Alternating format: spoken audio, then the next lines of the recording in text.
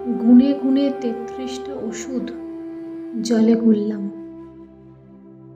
ডায়েরির পাতায় কলম ঠেকিয়ে লিখে চললাম দুঃখ, অভিযোগ, হতাশা, অভিমান, স্বামীর বহুগামিতা, গরিব বাবা মায়ের অভাব, কন্যা সন্তান হওয়ার খোঁটা।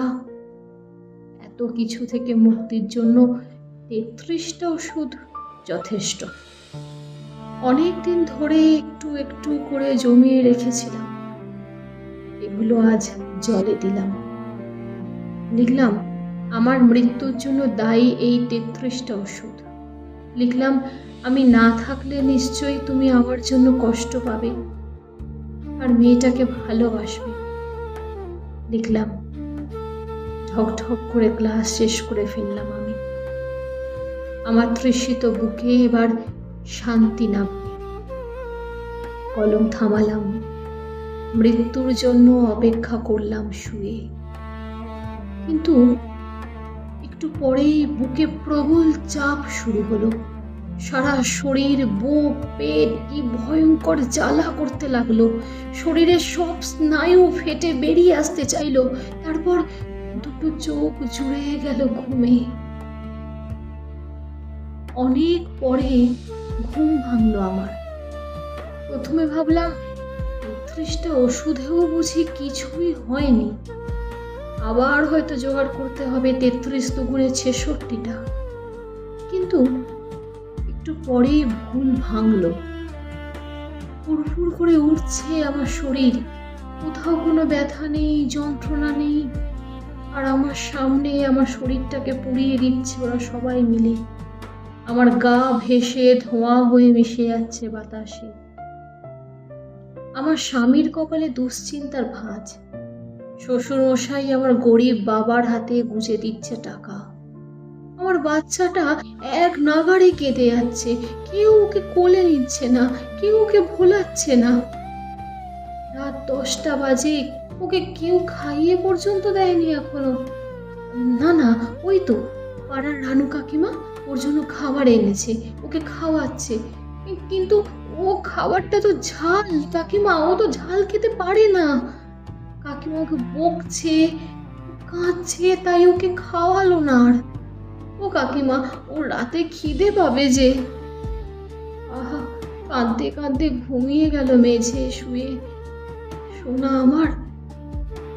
আমার লেখা ডায়েরির পাতাটা উড়ে গিয়ে ডাস্টবিনে পড়লো।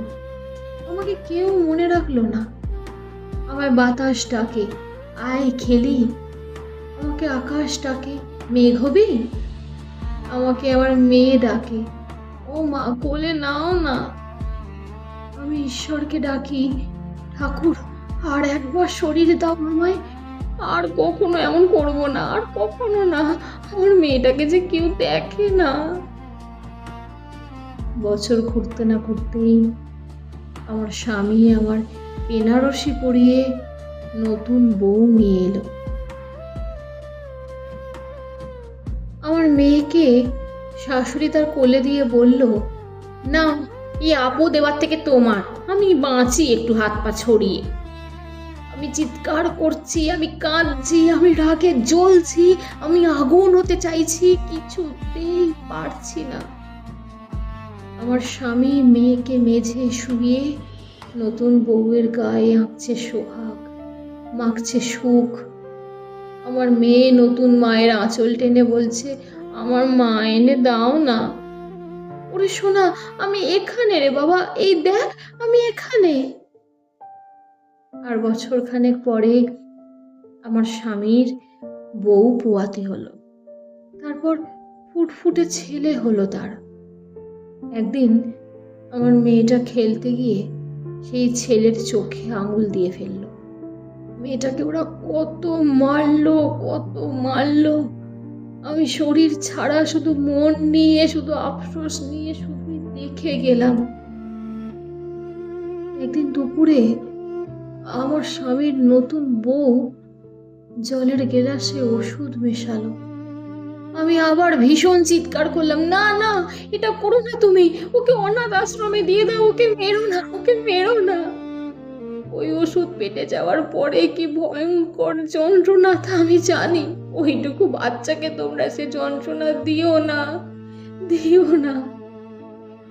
নতুন বউ আমার কোনো কথাই শুনতে পেল না। কুনে কুনে 33টা ওষুধ মেশালো জলে।